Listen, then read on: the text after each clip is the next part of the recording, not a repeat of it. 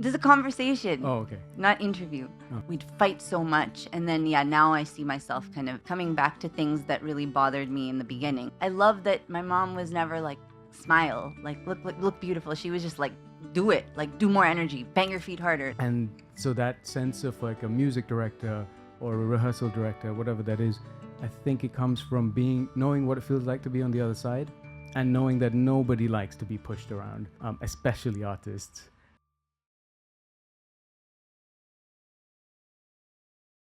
So just to put everything into context, you've just got off this stage.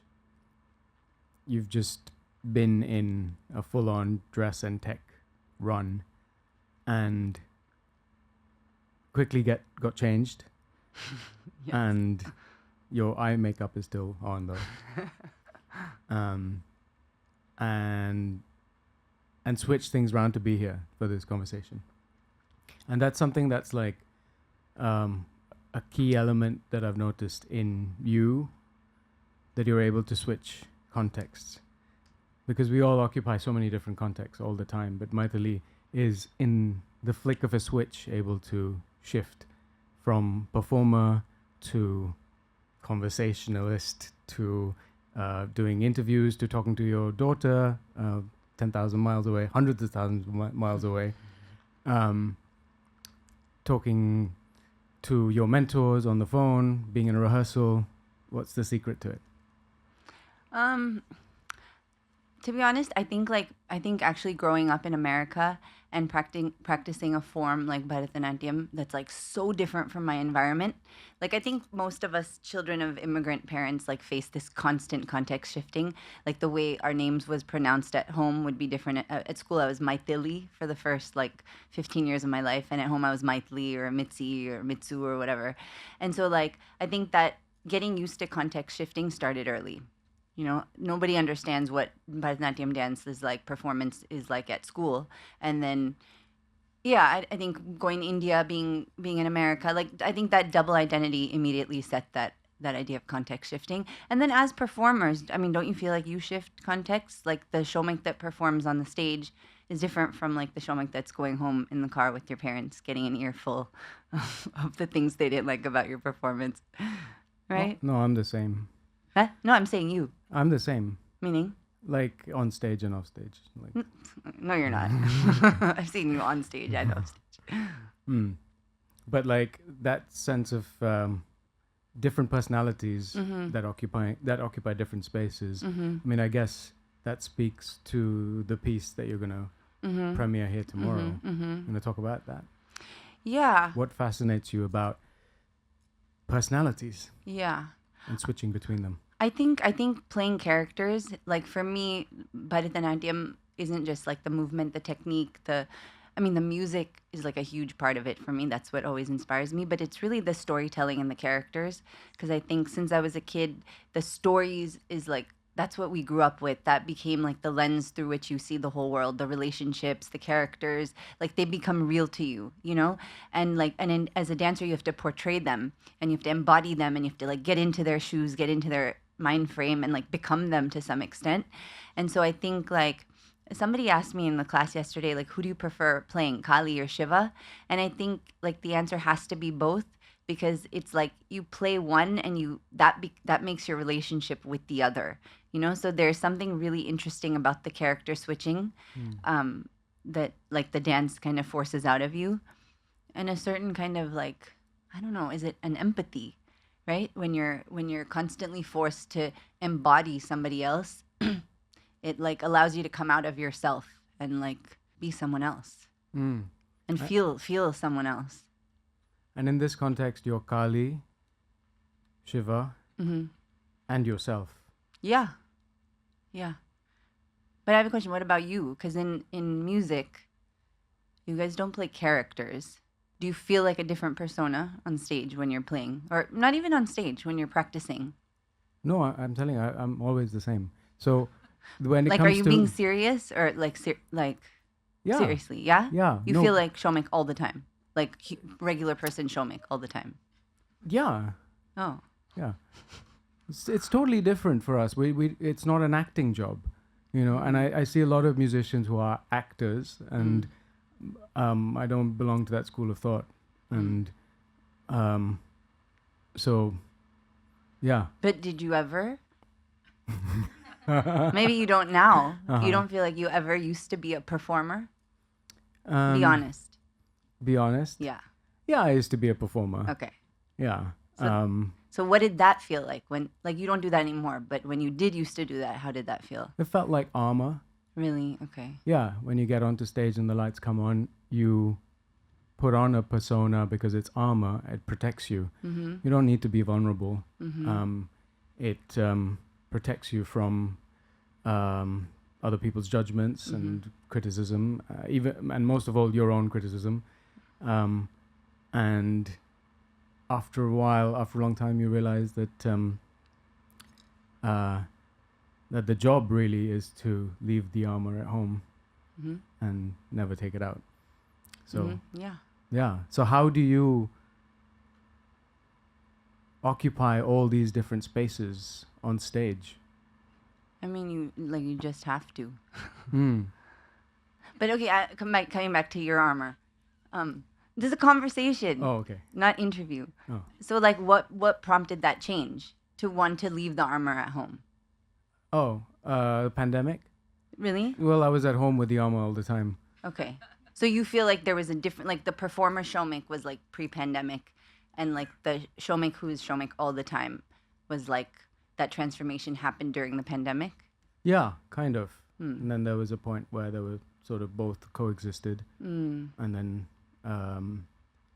slowly things have shifted, I feel.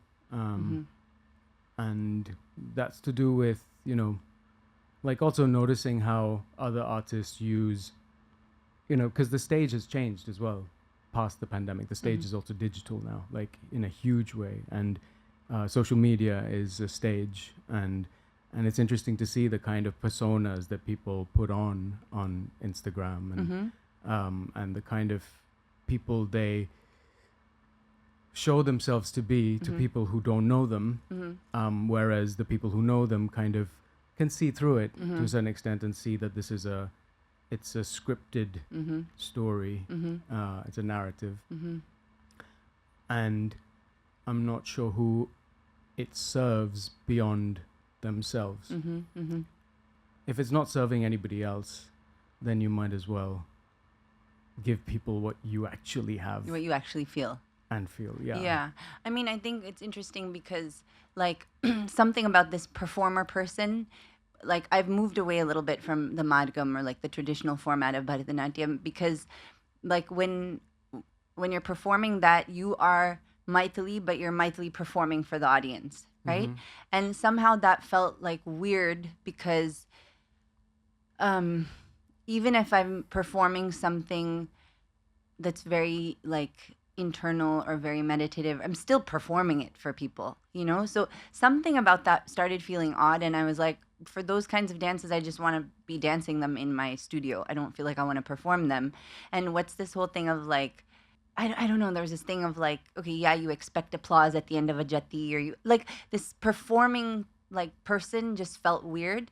And so then like, but if I'm the character, if I'm Shiva performing the virtuosity, or I'm Kali performing the virtuosity, then it's fun to perform the virtuosity, and it feels authentic and it feels warranted and it feels, it doesn't feel fake. Versus if I'm Mythili, who's like, I don't know, there's a weird, like, I'm performing, but I'm not, but, I don't know. So I think for me now, my inroads is like through characters. Because then, like, it feels authentic because it's through some sort of a shape rather than this like Mythili that's like on the stage performing but not really performing. But I don't know. Like, I guess that's to do with like the form that we are taught as classical artists that belongs to the world of like performing for the patron, performing for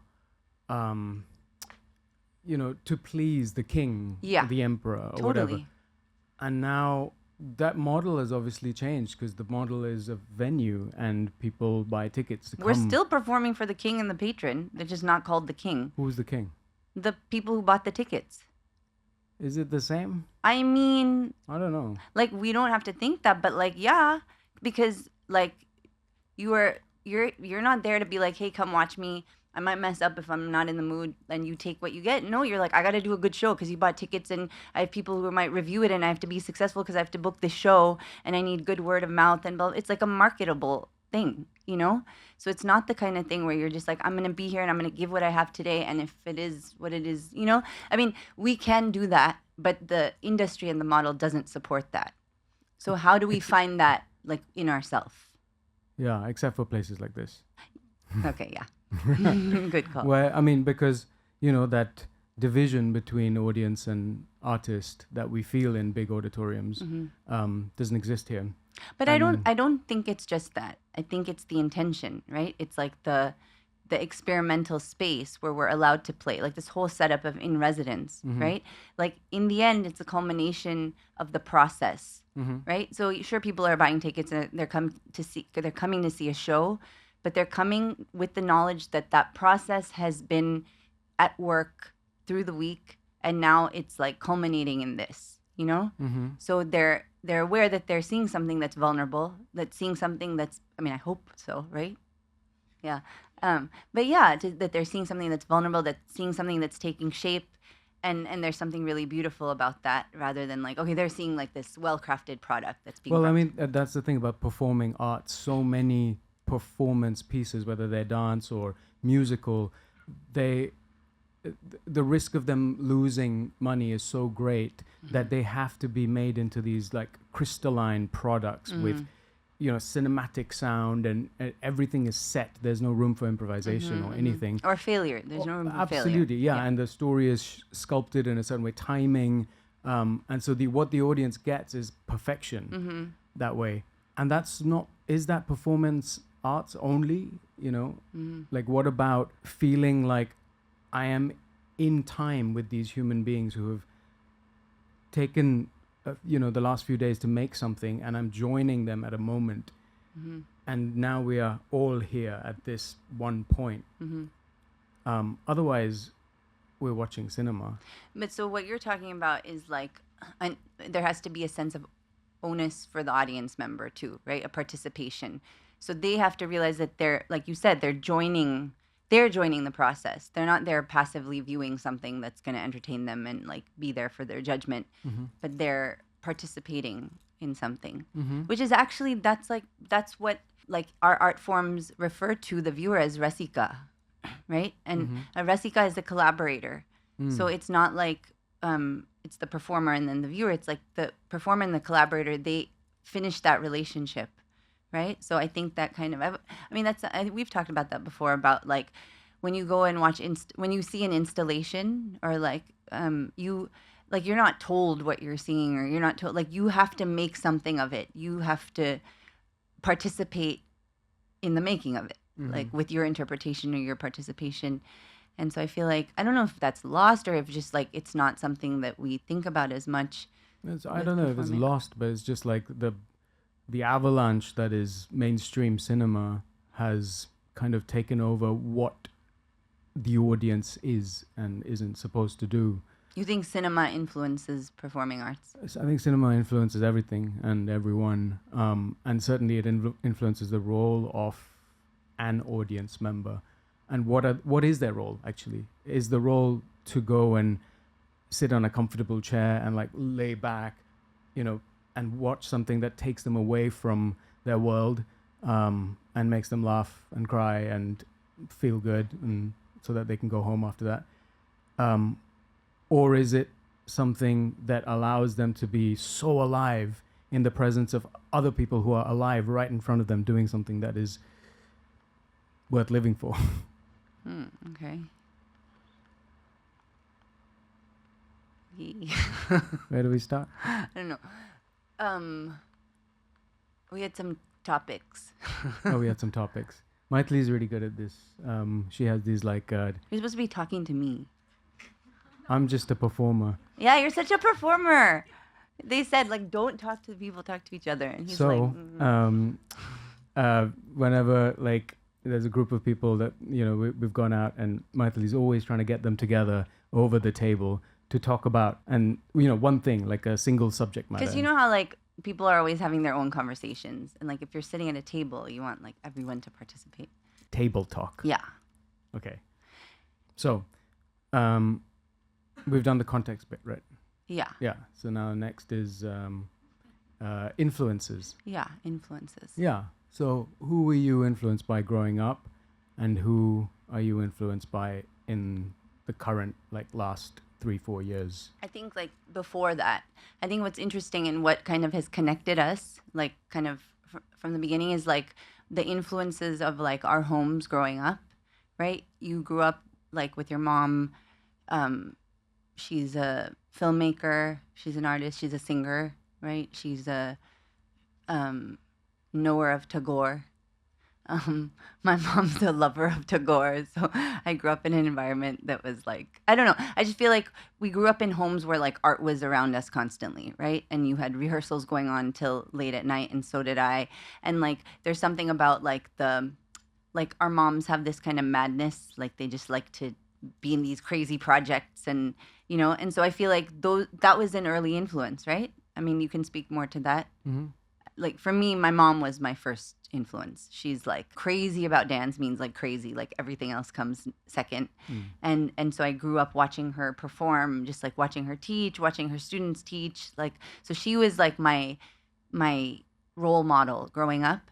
But then like influences also become somebody that you don't want to be. So like there were so many things that I was like, like fighting against that, for her, everything was about like fast, virtuosic, like every Shiva dance, you do knee turns, you do a pose, you do whatever. And so I went the other way. Like once I started doing my own work, I made everything really slow, really internal, really like, and then, yeah, she just likes to, well, no, actually I am more like her now.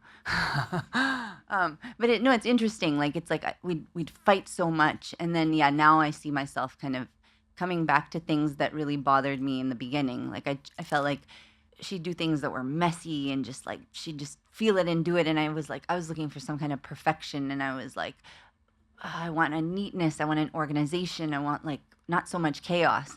And now I'm like, oh my gosh, I appreciate that chaos because there's an honesty to it. I remember when I moved to India, and like I saw dancers who looked like models when they danced, and I was like, wow, that's so beautiful, like they look so beautiful. And like I never thought of looking beautiful when I danced. Like, you're just racing to the finish line because my mom's choreography is so hard that you're like, I want to get through this alive. And so when I saw people like looking like models and like beautiful dancing, I was like, oh my god, that's so beautiful and pleasing. And then after some time, it just like felt so fake. And then I was like, like I love that my mom was never like, smile, like look beautiful. She was just like, do it, like do more energy, bang your feet harder, like So there's a rawness, there's like an effort, there's a labor that's valued in that. And so I think like now I'm like, wow, okay, I get it more. So yeah, I don't know, do you have anything like that? Like, what were your early influences, or like, I don't know, tell me. Yeah. I started playing Sarod in London at the age of 13. You're not performing. I know, but you're talking to me. Okay. You already know this, but I'll tell you anyway. Yeah, tell me. I started playing when I was 13. And I don't remember all the details. Okay. You don't? No. Oh, okay. And every winter, I would go and see my guru, Pandit Buddhadev Das Gupta, in Kolkata. And there was something about the constant back and forth every year, this sense of like going back to India, coming back and practicing, going back for 4 weeks, learning like a bunch of material, or not learning, just being taught it, coming back, practicing. And no one really told me to practice, but all I held in like, I held on to this sort of... Nobody told you to practice? I mean, I was at boarding school, so But your teachers didn't tell you to practice? I mean, sure, but I wasn't talking to them every day. Like, that, okay. Like, so at boarding school, you practiced every day? Barely had a pager back then, like, But at boarding school, did you practice every day? At boarding school, yeah, I did. Like, what was it that made you want to practice? Well, I was trying to get away from like soccer practice and things. Okay.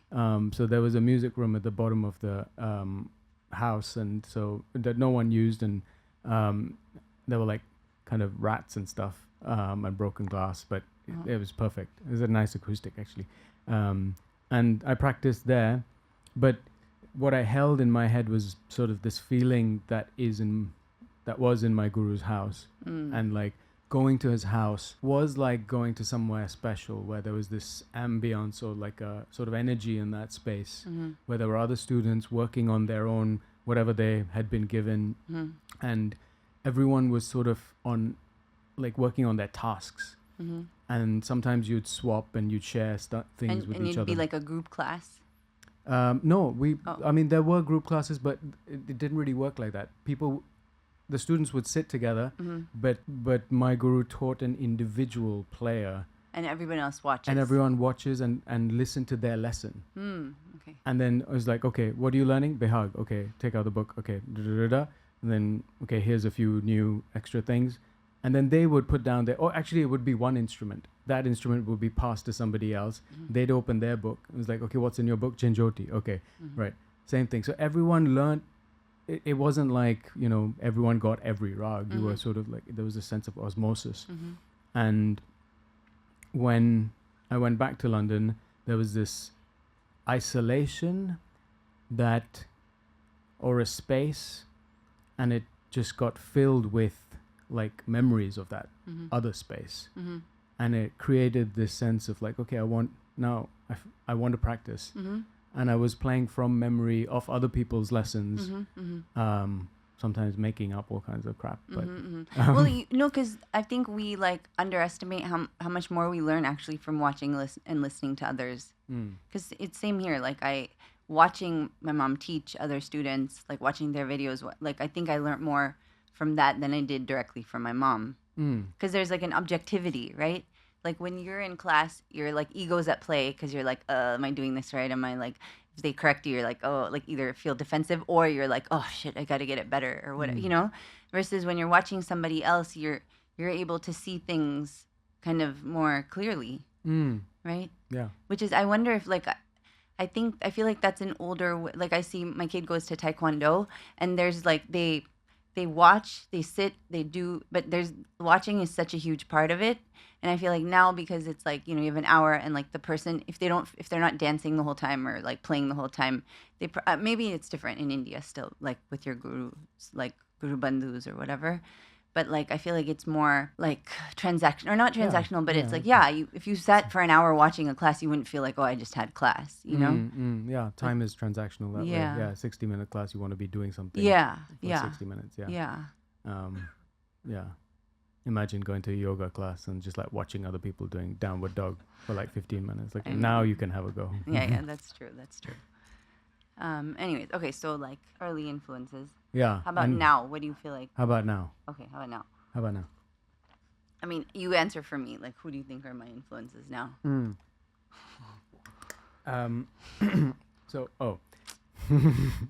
So, well, obviously, you were following the work of Akram Khan, and then you met him and you saw Until the Lions, and you started sharing like your work with him, and eventually you were in one of his company's pieces, and that world is quite a specific world that belongs to like European dance companies and like how they are shaped and funded, and it's quite a incredible thing that allows these companies to create art pieces that can tour with multiple dancers, set designers. It's an ecosystem within itself, and I worked with Akram many years ago, and that was my into that world.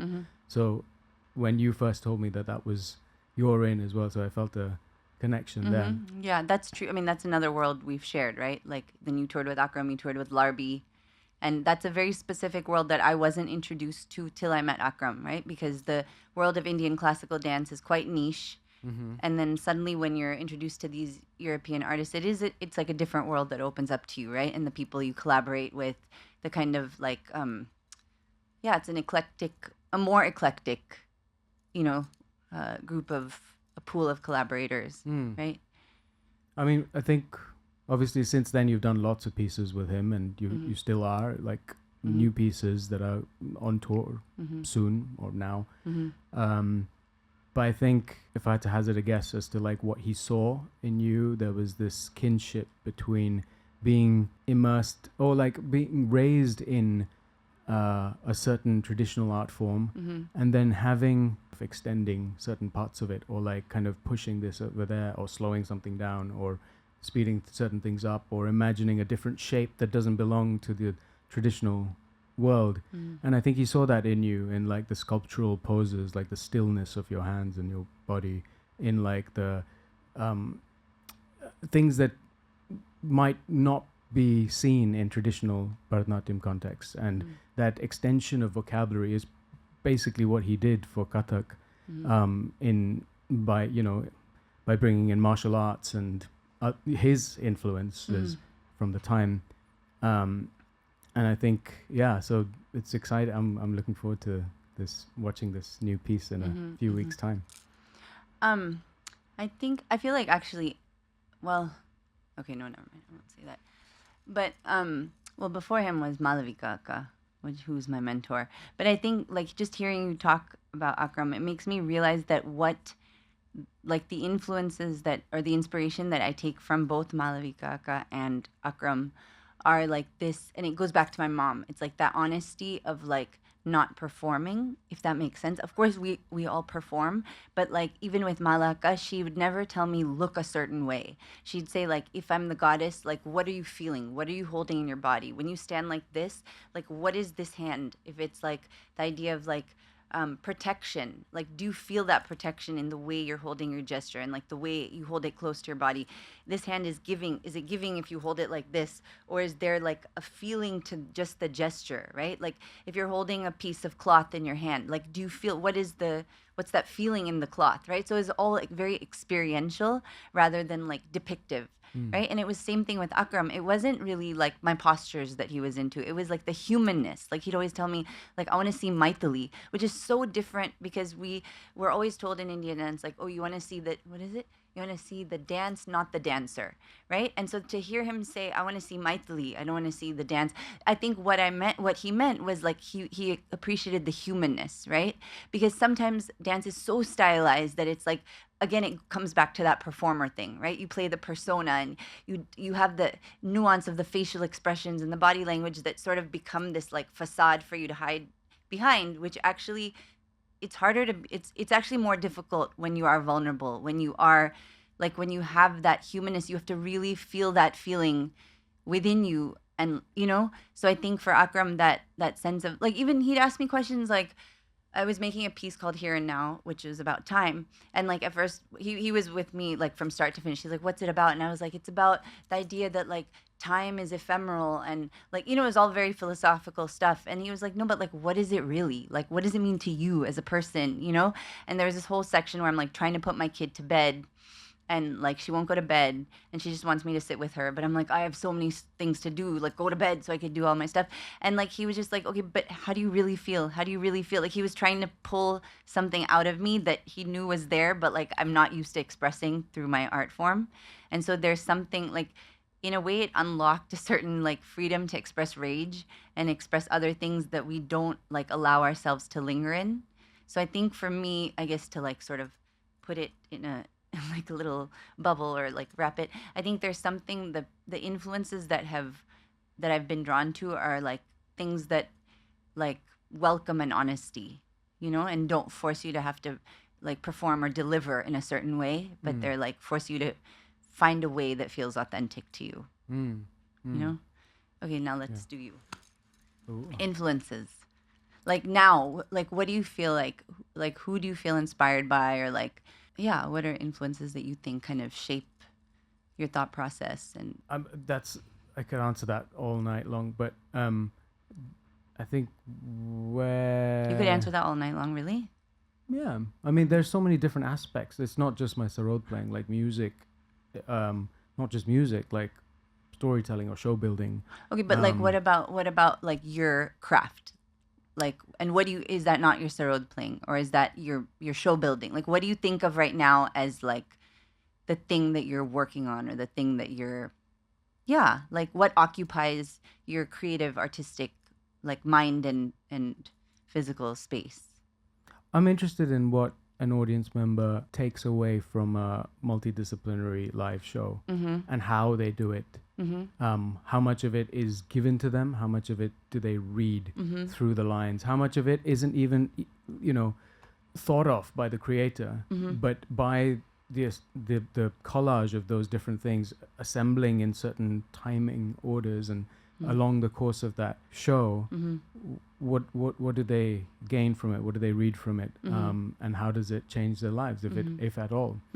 So like, what are some of the things? I mean, so when I was younger, I was mesmerized by the world of Complicité, and they are a physical physical theater company that have a lot of technicality attached to it, and it's precise, it's dense, and it's incredibly riveting if you're into that kind of stuff. To see sort of set moving in 3D with actors talking and moving, dancing, choreographed motion, and a storyline that you can kind of follow through it, but it's not a story ABC. There is abstraction within it.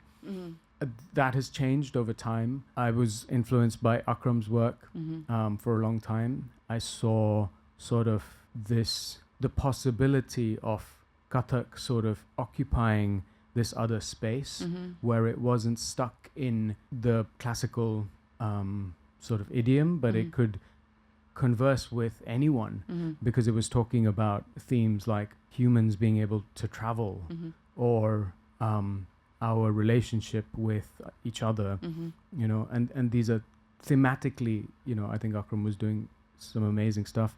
Musically, I'm deeply influenced by Radiohead and the kind of production that they realized, how they reinvented themselves every album. But, well, and in terms of Sarod, obviously I was influenced by Ustad Amjad Ali Khan for a long time. I met him on a few occasions because my parents knew him, and then also realized that the relationship that I formed with my guru was special, and I needed to keep with it, stick with it. Where I am now, in terms that I sort of feel like, having made several iterations of the Sarod, electric Sarod, processing it through this, that, whatever, all kinds of things, like years of experiments.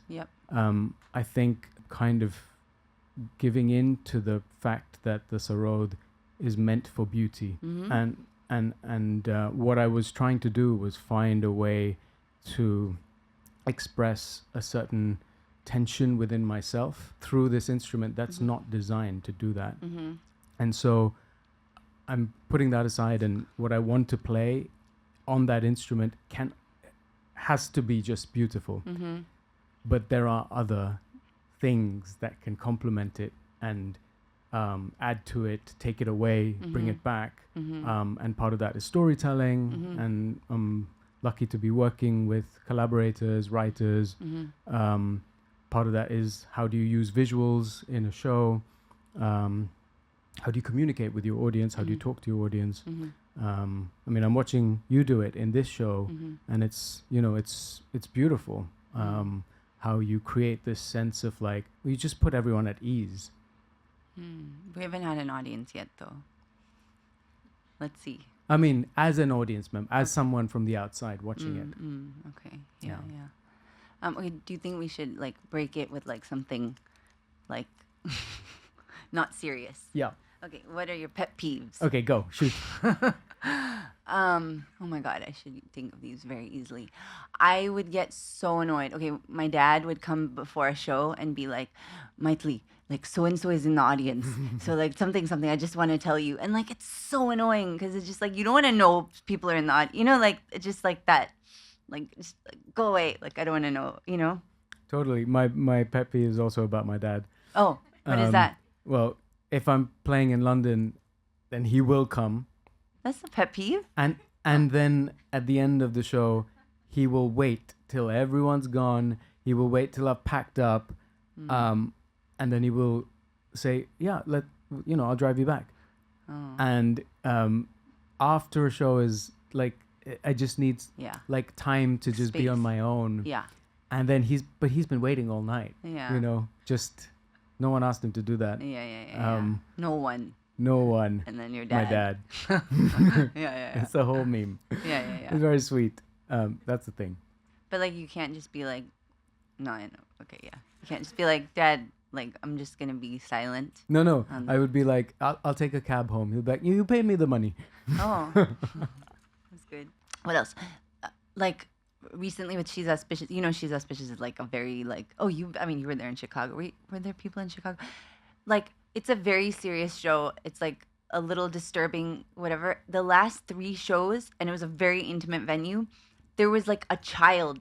Like, there were children sitting in the front row. It's like, imagine I'm here, like there's children. And I have this whole section, like, violent with a baby, where I'm like shaking a baby. Oh yeah, you killed a baby. And when the killing is like, up in the air. It's open to interpretation. But like, there's children just sitting right there. Like, what parents are gonna put their kid like in the front row of like a violent show? I don't know. That was just like really. You need a disclaimer. I know, like, maybe no, but I said like I did say. What did you say? No kids have been killed in the making of no, this like film. no kids in the front row. Oh, okay. I don't know. Anyways, but it, I mean, But they surprisingly, were like super fans. No, like, but it was funny because I thought that the parents would be like, what did, something, but they were like, oh, it was wonderful, like, and that made me happy to see that there's a certain openness, but like, okay, sorry, same thing. There's this one show where I was doing, it was like in a studio setting, and I was doing this scene about Sita that was like, yeah, she was in Ashokavana, and she was just like gonna end her life because she thought that, she was never gonna see Rama again, and it's like and there's this kid sitting in the front eating chips. Oh. That was a pet peeve. And you wanted the chips. Yeah, good. No. Anyways, okay. What else? Good. Yeah. Any other pet peeves? Any other ones? No. Okay. Oh, maybe, yeah, no kids like in the front. Yeah, tomorrow. I just thought of that. No, I'm just kidding. But I have the musicians here. Okay. Yeah, protecting from like if anyone's eating chips behind you, like, just whack them out of their hands. Like some kid comes and sits next to you, Susha. Like. Yeah, we call it? Yeah. Okay. Cool. Thank you all for being here. Thank you. And thank you for being in conversation. Thank you. Thank you.